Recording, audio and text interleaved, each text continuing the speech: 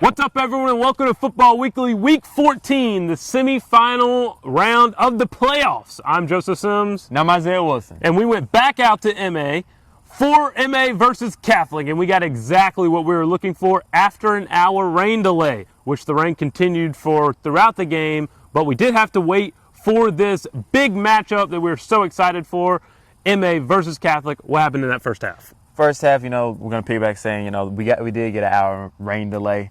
But that caused us, also get wet and wild. It seems like we're always in some rainy games and stuff. We're always wet and wild. We're always wet and wild, and we're always doing the rainy games. But if we're not getting wet and wild, nobody else is going to get wet and wild for you guys. So it's up to us to get wet and wild, and that's exactly what we did.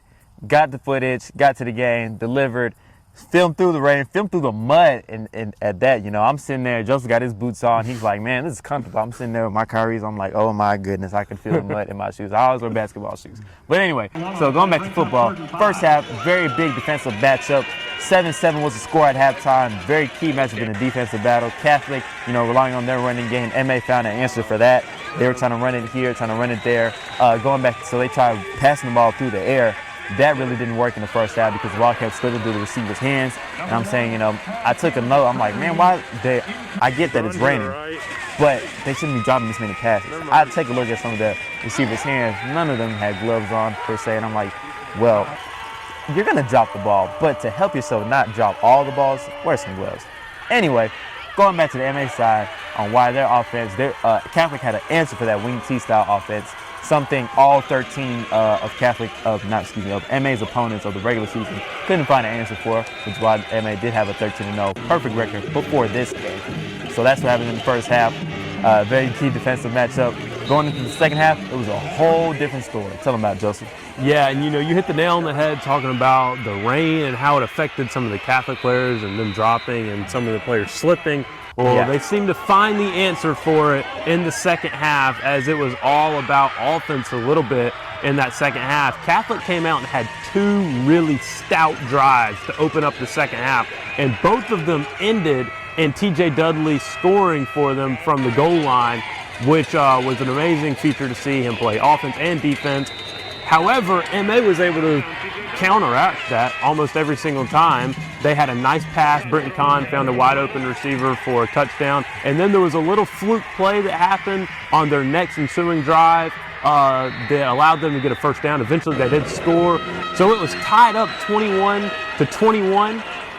And Catholic was able to really answer that MA defense with Jeremiah Cobb. Jeremiah Cobb was able to run the ball. He was able to catch the ball. He found the end zone himself. And they were able to stop MA's offense yet again. They were finding, like you said, they found an answer to that wing T style offense. And when Catholic got the ball back, it was 28-21. And it seemed like they had everything in control until, for MA's side, Deshaun Cooper got the interception around the 25-yard line. And that allowed MA to tie the game 28-28.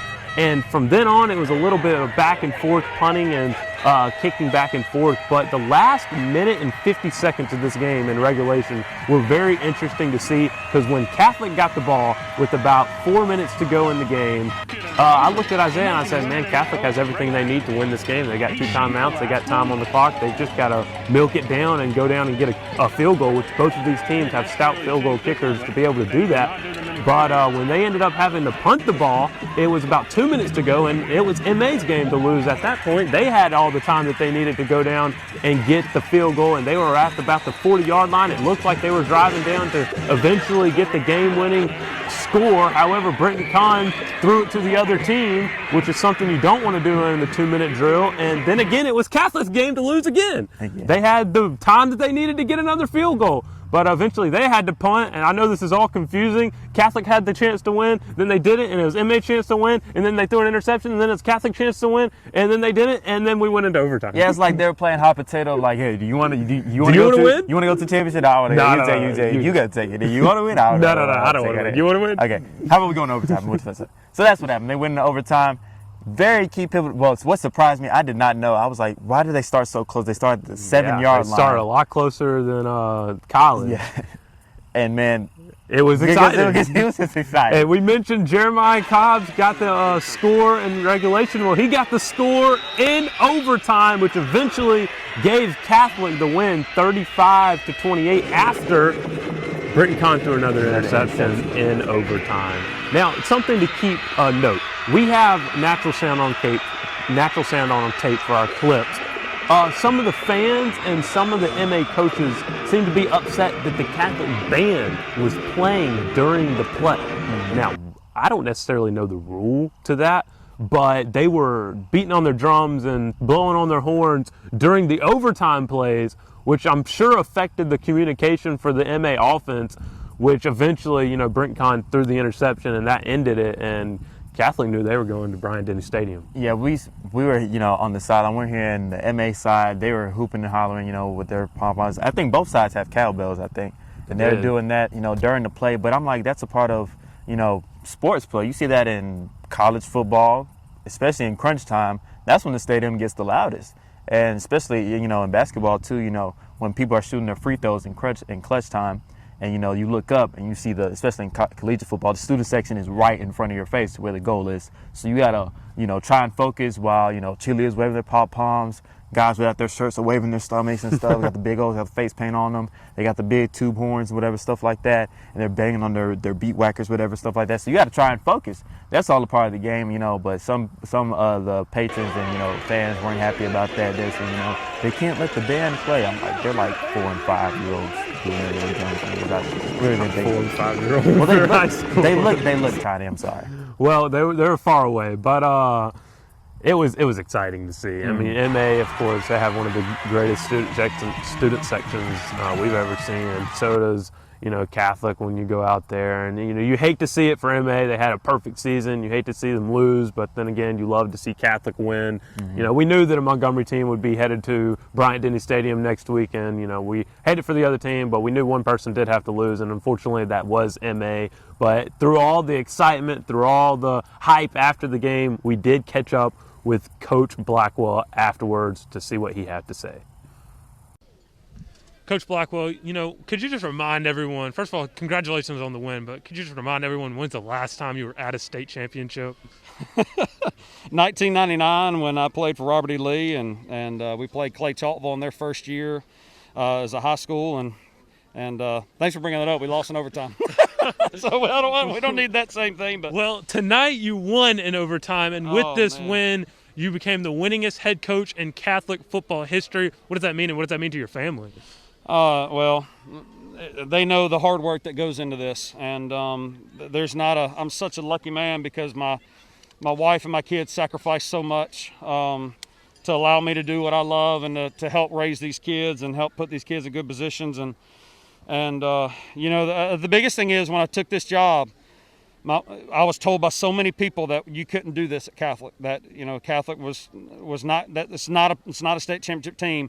It would be a stepping stool for you, and that's been such a false deal. And that's been my motivation. It's been my wife's motivation, and the admin team that hired me, my assistant head coach Kirk Johnson, and that's been our motivation every year. Every year we go back and find a way to take the next step and to continue to prove people wrong. And good people that I know that didn't believe in us then, and it's taken so much, and we're so blessed to be in this situation. And nothing here happens without God's fingerprint, because there's so many pieces that happen here at Catholic that have all come together, and everybody's role has been incredible, from wives to kids to admin and everything else. So it's just such a tremendous blessing.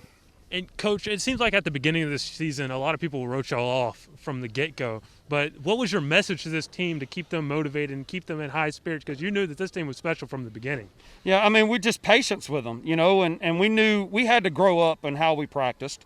And we didn't hit that stride until week 7 or 8 when we started to figure out what real preparation to be a champion was like. And, we just had a lot of new kids playing for the first time. We had a ninth grade quarterback and 6 guys on the defense that hadn't played a Friday night snap. And we had an entire offensive line that hadn't played on a Friday night. So we were never pressing hard with our guys because we knew right off the bat, we were going to get some tough, big competition, and we were going to be in some big venues, and we knew those venues were going to pay off, and they did. You know, I mean, and then to play in the AHSAA Open Champion Challenge, and then and go to Troy that very next week. It was two really, really good football teams, and it just prepared us for tonight, you know. And so when we walk into Bryant-Denny next week, it's not going to be the first time we've been in a college stadium, and you know, and so that whole process is helped. But I mean, it started from 2015, just from 54 kids in 2015 that said, you know what, Coach, I haven't played in a long time, and we haven't won here at Catholic, but we believe in what you're doing. And, you know, I bet I saw 20 of those kids from my first team here on the sideline tonight. And I bet my phone has to stop ringing in my pocket. I'm sorry. But that's probably most of them, you know, and because they understand what it took in. And I told that first team in 2015, I said, I don't know when, but I promise you we will play for a state championship one day here. And you know, it's humbling and incredible that I'm getting to fulfill that promise. Well, Coach, I'll let you answer your phone. Congratulations on the big win tonight, and Thank you so much. Good luck in the state championship next week. Thank you. Appreciate it. Thanks, Coach, for talking to us after the game. Good luck in Bryant-Denny Stadium next week. We'll be excited to bring that to the forefront of the show. And Isaiah, we have some big news regarding our show. We are changing our name after football season. After Football Weekly is over, we're going to be changing and going to No Script. So that's going to be the new name, kind of like First Take, kind of like Around the Horn. We're going to be known as No Script. We're thinking about getting a studio, but we're going to be covering everything from things that are happening in the world to sports to what we did in the morning, what we ate that morning. I don't know. We'll figure it out. But that's going to be coming towards y'all here in the future. So let us know what you think about that. But I think that's going to wrap up this episode. Football Weekly, Week 14. Week 14, man. Ooh, 15 coming at you next week at Bryant-Denny Stadium. Excited about that. But for now, I'm Joseph Sims. I'm Isaiah Wilson. Peace. Roll Tide. Roll Tide.